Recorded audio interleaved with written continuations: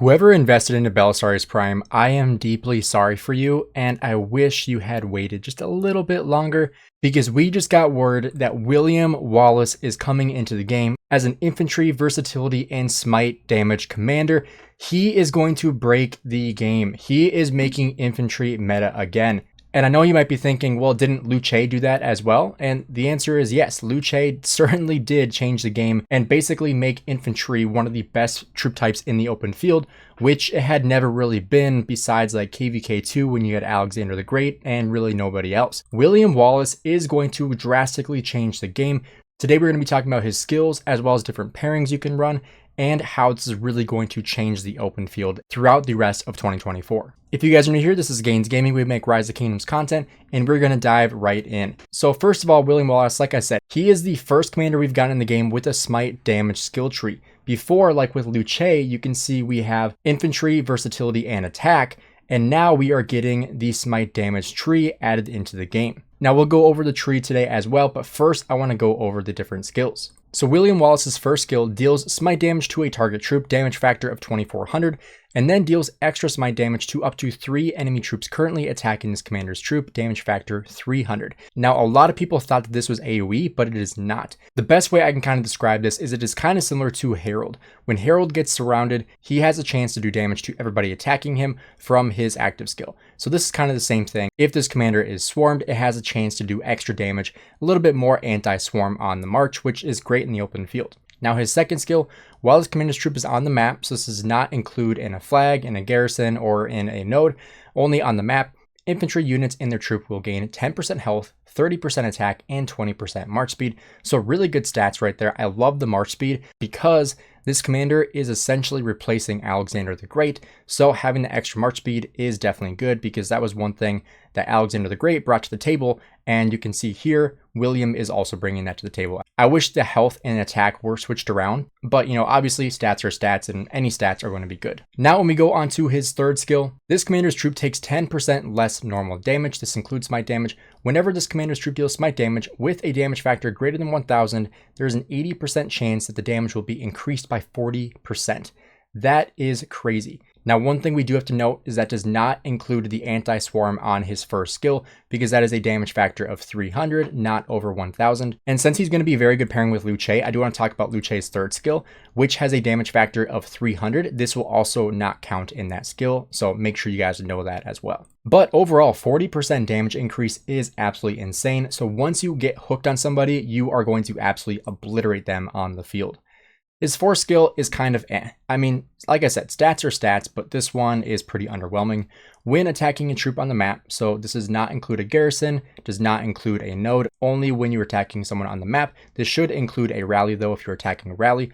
This commander's troop deals 10% more smite damage and 10% more normal damage. This is kind of confusing. I saw Chisco's video on this as well, and he was like, well, doesn't normal damage boost smite damage? So this is kind of like a never-ending loop of like 10% more smite damage, which is boosted by 10% more normal damage and so on. So it is kind of confusing, but I think it seems better than it actually is. It's just really a 10% extra damage, which is still pretty good. Like I'm not going to be like, oh, I don't want extra damage. Like I'll take extra damage, but I feel like this sounds better than it actually is. Now, if this was 10% more smite damage and 10% more active skill damage, that would be one thing, but I think the way they phrase this is just kind of confusing. Now his expertise, in my opinion, is why he's a must-max commander. Whenever this commander's troop uses an active skill or is slowed, it dispels all slow effects from up to 3 nearby allied and friendly troops, including this commander's troop, should prioritize itself, and then it grants them a damage-absorbing mighty shield, damage factor 1000 for 2 seconds with a 10-second cooldown.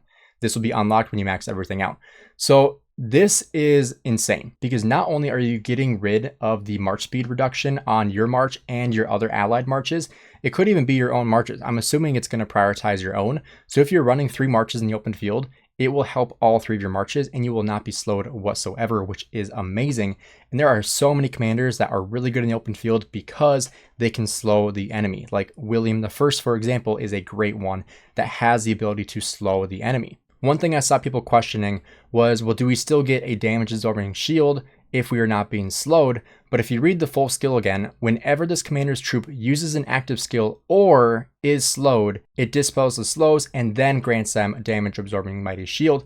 But if you do not get slowed, if you take that out of the equation, whenever this commander's troop uses an active skill, it grants them a damage absorbing shield, damage factor 1000. So you should still get the shield whether you got slowed or not every single time you run an active skill. Now this could just be worded wrong, but that is how I'm reading it. When you take out the slowed effects section of the paragraph, which, I mean, maybe they'll kind of fix this over time, because this is obviously not 100% because it's not in game yet. So we don't know exactly if this is going to be what's going to be said in his skill description when he comes into game, but that is how I'm interpreting it. Let me know what you guys think down below on this, if you think I'm right or if you think that it's only if you're slowed. It is kind of confusing, but that's just how I read it. Now, when we talk about the new commander's talent tree, the Smite tree, this is insane as well. And I do need to give a big shout out to Chischool because I could not find this graphic for the life of me. So I did use it from his video. So huge shout out to Chischool. But when we talk about the new Smite damage skill tree, we have 4 skills that we want to take a look at.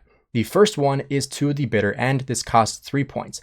And this one is every 10 seconds after the commander's troop enters a battle, it gains a 2% bonus to all types of smite damage dealt up to 10%. Now, what I think this means is that once your troop starts a battle and ends a battle, after that, every 10 seconds, you will get an additional 2% boost. So theoretically, after those 50 seconds, you will have an extra 10% boost. Now, one thing that I was thinking about, and this would have to be tested, and I think this would be really interesting. So say you're going into a fight, right? And the fight is way over here and you're taking troops out of the city and it's going to take you a minute to march over there. And you have a farm account somewhere nearby, like maybe you have them in a flag of another territory or whatever, and you leave your city and say you bring out your Luce and just say Alex is William Wallace and you have your farm account attack your unit.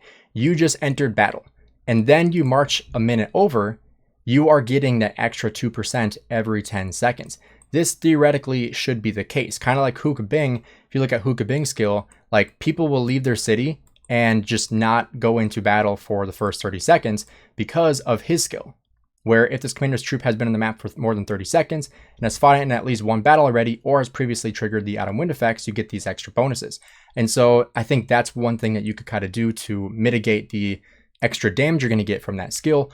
Obviously, that would have to be tested to be ensured that that's how it works, but that is personally how I would interpret it. Let me know what you guys think down below, because obviously, like, I could be wrong. But when we look at his second skill, Thick Skin, another 3 out of 3 for points, this commander's troop takes 6% less skill damage. That is amazing. I love taking less skill damage in the open field.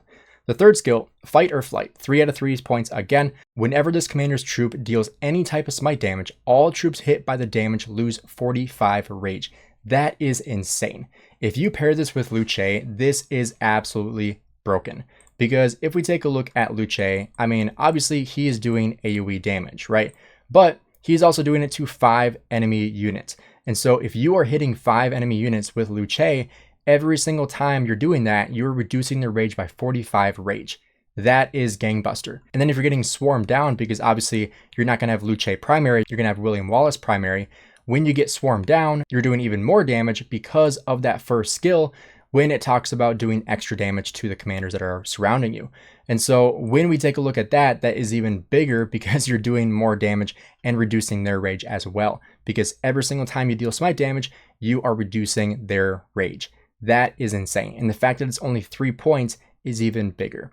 The fourth skill is Thunder's Smite. 5 out of 5 points, so it is a little bit more expensive. You can see it's the last one. Whenever this commander's troop deals any type of smite damage, there's a 30% chance the damage will be increased by 10%. So this is pretty similar to his skill already, where you have an 80% chance of increasing the skill damage by 40%, which is his third skill. And this is crazy. Like I said, that's a really, really good skill. So the fact that you can get an additional amount of 10% damage for that smite damage on top of that is pretty insane. So obviously, like, we'll have to see what the best tree is going to look like for him. I think for sure you get Fight or Flight, the third skill, because that is just too good not to have in the open field. Reducing 45 rage every single time you hit them is insane. I do think a full smite tree is going to be the best case scenario. But if we take a look at the infantry skills as well, we can see there are some pretty good skills in here. Like this one is really good. If this commander's troop contains only infantry and is hit with a basic attack, has a 10% chance to take 20% less damage for 2 seconds, that's really, really good. I like getting the extra health. But if we have the opportunity to do a lot more damage and reduce their rage, I would take that over getting some additional health, or I would take that over these amount of stats.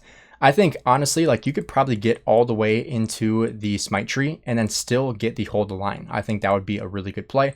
I think adding some March speed would be a good play as well in the Infantry tree, but we'll have to test around and see what's going to be the best case scenario for the different trees.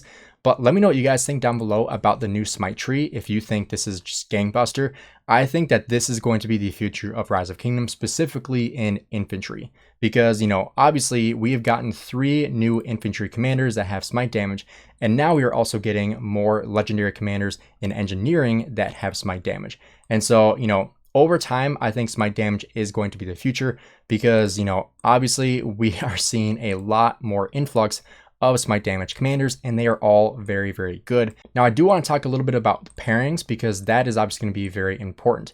And honestly, like, I think either 1 or 2 infantry marches is the best case scenario right now. I think with the addition of William, you definitely could consider 3 marches, but for most players, I would recommend 2 marches at the most. And currently that's what I'm running. I have 2 infantry marches, and right now I have Guan and Scipio, and I have Luce and Alex. And I think if you're running 1 infantry march, it is 100% going to be William Wallace and Luce, which is kind of crazy because that means you don't even touch Scipio, which kind of hurts to say because that is insane. Like, I don't even know. That makes me feel really gross saying don't invest in a Scipio if you're only going to run 1 march. But that's the reality with how good William Wallace is. I honestly think that William Wallace and Luce is better than Scipio Luce. But we will have to see more testing on that. I think in a murder ball situation, William Wallace with his extra benefits is going to have that bigger effect than Scipio. Even though Scipio is one of the best open field commanders in the game, I do think William Wallace has the edge over him in that regard. But when we're talking about 2 marches, I think Scipio is 100% in invest still.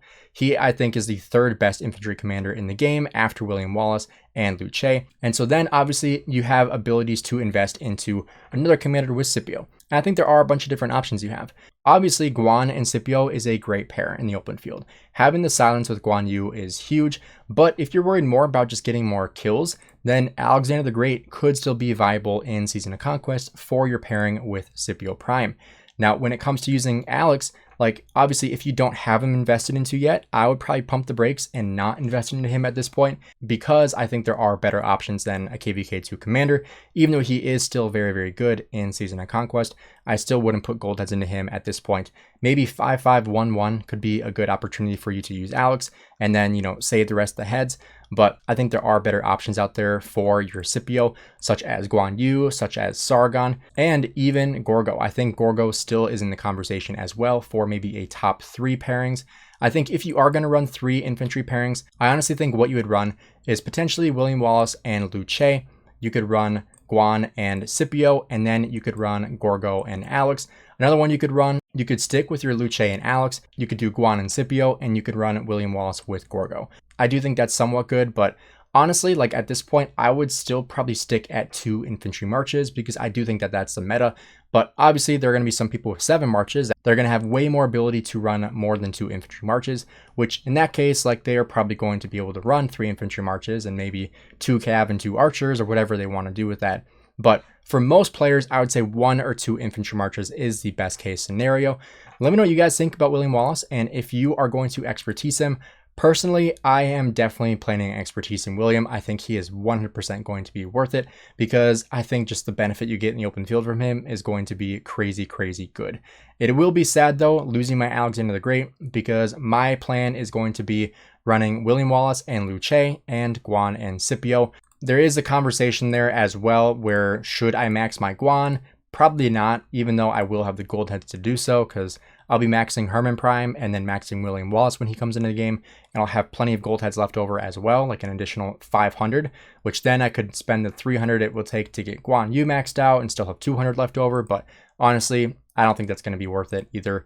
That's a conversation I might have to have in the future. But that is my plan as of right now, is to run William Wallace and Luce and Guan Yu and Scipio Prime. Let me know what you guys think down below on William Wallace and if you're going to invest in him. Thanks for checking out the video. Have a great rest of your day.